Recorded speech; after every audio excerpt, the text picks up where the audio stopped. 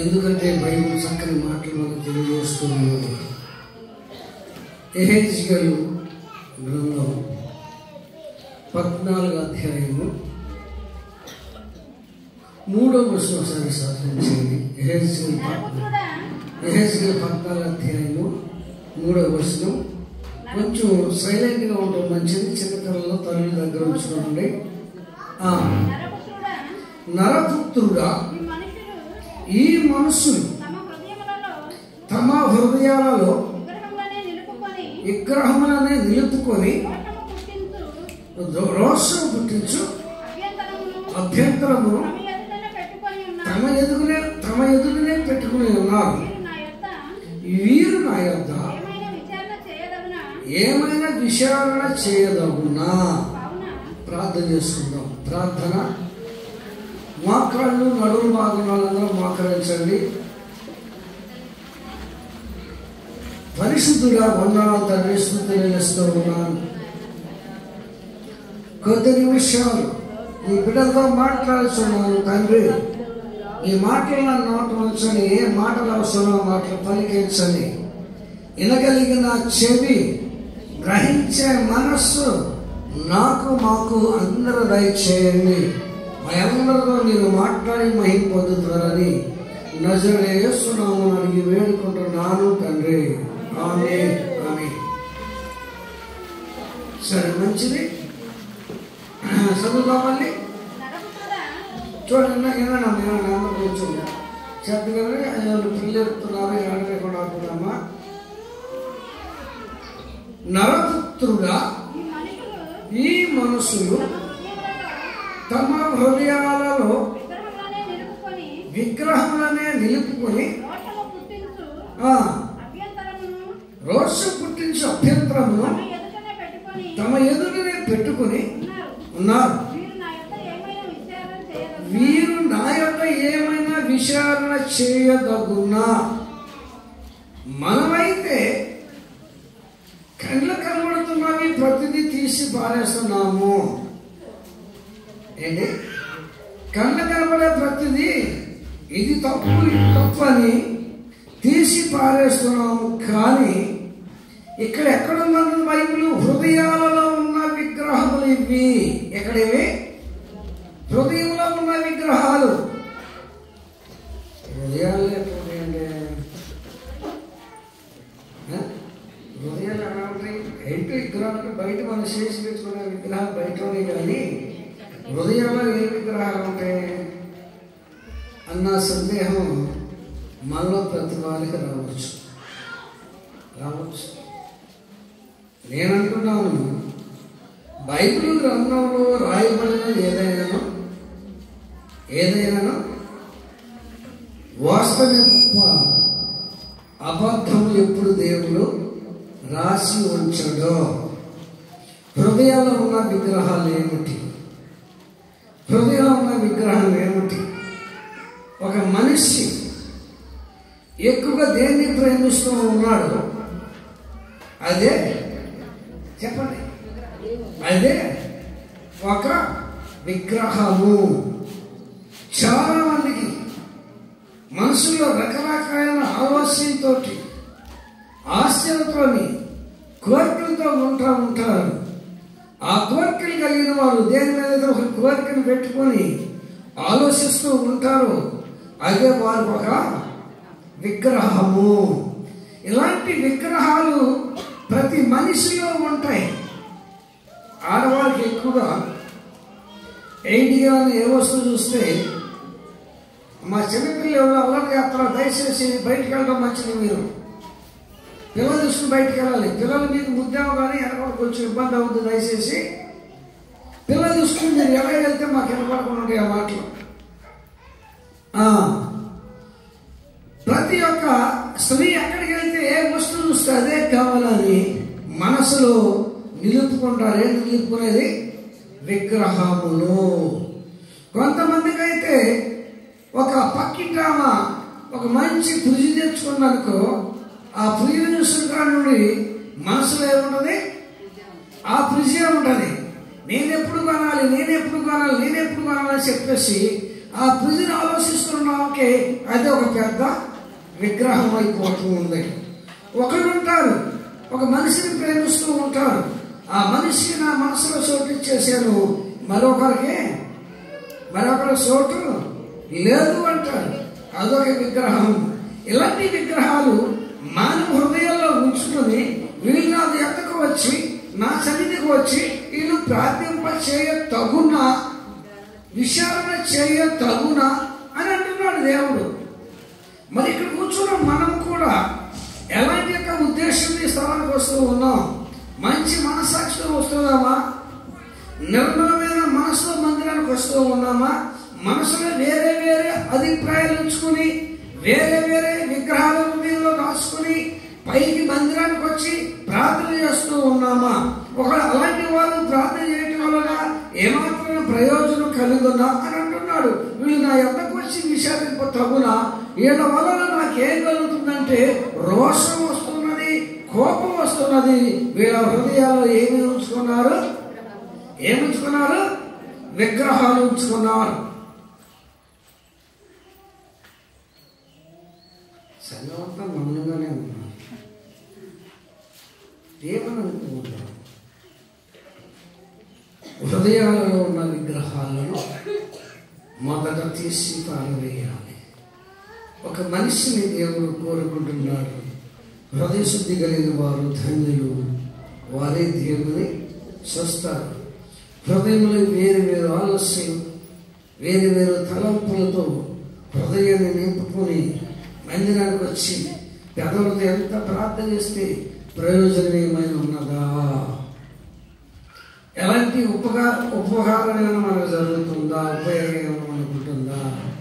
అందుకే హెచ్కెల్లో దేవుడు రాయించాడు, ఈ మనుషులు తమ హృదయాలలో విగ్రహములు నిలుపుకొని ఉన్నారు, వీళ్ళు నాకు రోషం పుట్టించినంత అభ్యంతరము కలిగి ఉన్నారు అని దేవుడు అంటున్న మాటలు వింటున్న ఈ రోజున ఇక్కడ కూర్చున్న మనలో ఏమేమి విగ్రహాలు నిలుపుకున్నాము, హృదయాలు ఏమేమి విగ్రహాలు మనం నిలుపుకొని ఉన్నాము, ఎలాంటి మనసాక్షితో మందిరానికి వచ్చి ఉన్నాము. చాలా మందికి మంచి లైఫ్ కావాలని ఆలోచిస్తూ ఉంటారు. ఈ జీవితం ఎంజాయ్ చేయాలనుకుంటూ ఉంటారు. బ్రతికిన 4 దినాలు స్వేచ్ఛగా బ్రతకాలనుకుంటారు. మందిరానికి వస్తారు, ప్రార్థన చేస్తారు, దేవుని మాట వింటారు. కానీ హృదయం దాగి ఉన్న విగ్రహాలు ఏమాత్రమును తీసివేయలేరు. చాలా మంది జరుగుతున్నది అదే, చూసుకున్నది కూడా అదే.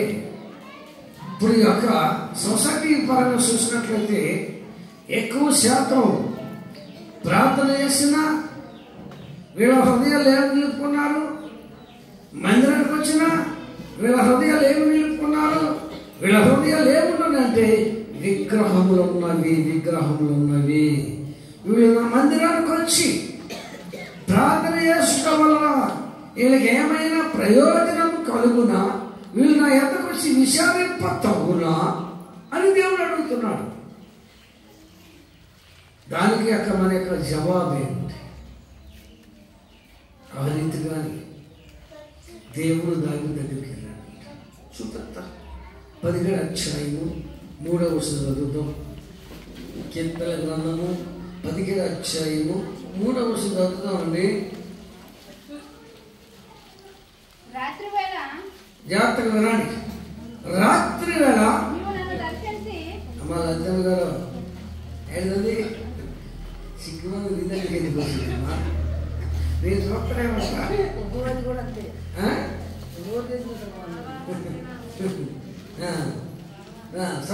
చదువు కొంచెంపే కదమ్మా, కొంచెంలో కాస్త ఊపు పట్టండి.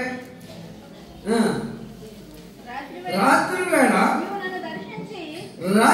నీవు నన్ను దర్శించి నా హృదయమును పరిశీలించితివి, నన్ను పరిశోధించితివి, ఏ దురాలోచనయు కానరాలేదు.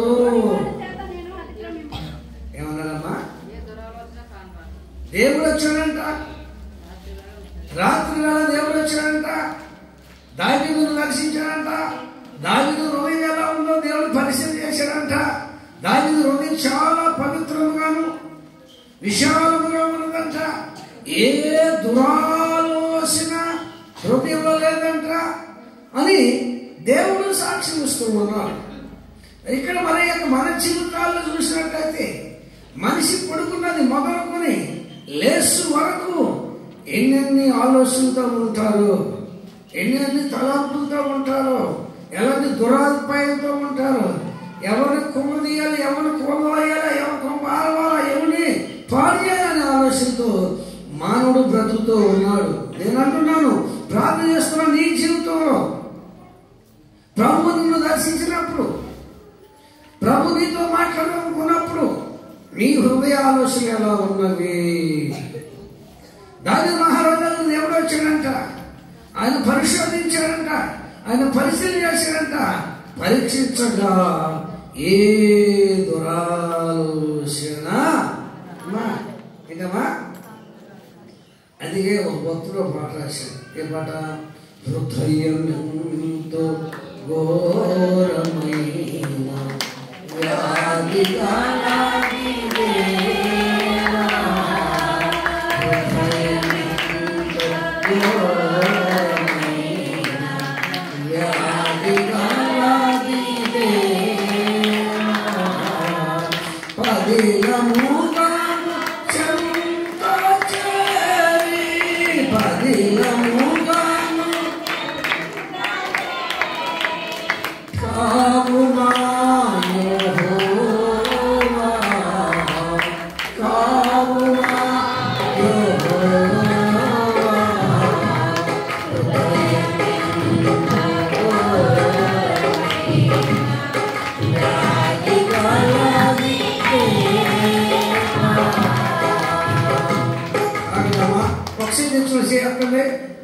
పక్షి తీసుకున్నాడు. మనిషి వచ్చారా నాకు అనుమానం వచ్చింది. రోడ్డు తెచ్చారన్నా, రోడ్డు తెచ్చారా? రోడ్డు తెస్తే ఏం చేద్దాం? ఏం చేద్దాం? చప్పలు ఇవ్వడం. దేవుడు కలిస్తే రాకపోయినా వాటితో కలుపుకున్నా వాకన్నా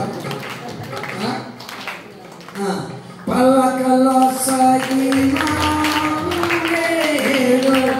చిలకరించే ఆత్మతోడా పలకల సాగినా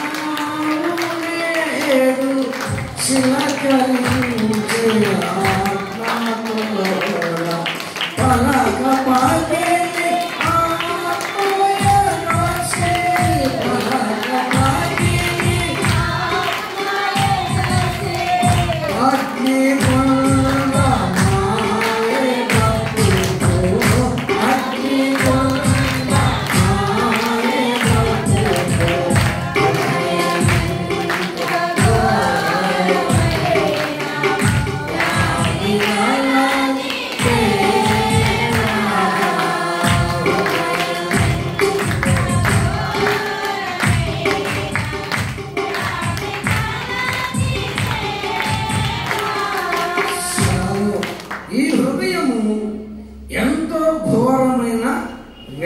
కలిగినది, దాన్ని గ్రహించగల మానవుడు ఎవరునో లేడు అని బైబిల్ సెలవిస్తుంది. దేవాది దేవుడు చెప్తున్నాడు. ఇలాంటి దౌర్భాగ్యమైన మానవ యొక్క హృదయము దేవుని ఎలా ఉన్నది అని పరిశీలించినట్లయితే దురాలోచనతో ఉన్నారు, దుర్మార్గతతో ఉన్నారు, మోసంతో అన్యాయంతో అబద్ధంతో నిండి ఉన్నారని బైబిల్ మనకి సెలవిస్తూ ఉన్నది. రాత్రి వేళ దేవుడు దావీదు మహారాజు దగ్గరకు చూసినప్పుడు దావీదు మహారాజు దగ్గర ఏ ఆలోచన, ఒక రాజ్యాన్ని పరిపాలన చేసే వ్యక్తి. ఏమా ఇప్పుడు మనకి ఆంధ్రప్రదేశ్ ముఖ్యమంత్రి గారు ఎలాగో ఆ టైంలో ఆ ఇజ్రాయేల్ వారికి యోధా జనాంగం ఒక అధికారి ఎవరు? దావీదు మహారాజు. మరి ఎన్ని ఆలోచనలతో ఆ మనిషి ఉంటాడో ఒకసారి ఆలోచించండి. ఒక రాజ్యాన్ని పరిపాలన చేసే వ్యక్తికి ఎన్ని బాధ్యతలు ఆలోచించండి. ఆ యొక్క వ్యక్తి ఎలాంటి భారాలోకి ఆలోచించండి. కానీ అన్నిటిని ప్రక్కన పెట్టి, అన్నిటిని విడిచిపెట్టి ఏక హృదయం కలవాలి. దేవుని వైపు చూస్తూ ఉండగా దేవాది దేవుడు వచ్చి మాట్లాడుతున్నాడంట. దేవాది దేవుడు వచ్చి దర్శించాడంట. దర్శించి చూడగా మనకైతే కళ్ళు మూసినా నీవయ్యే, కళ్ళు తెరిచినా నీవేదయ్యే. ఎవరు కనపడుతున్నారు? కళ్ళు మూస్తే ఎవరు కనపడుతున్నారు? ప్రేముడు కనపడుతున్నాడు. కళ్ళు తెరిచి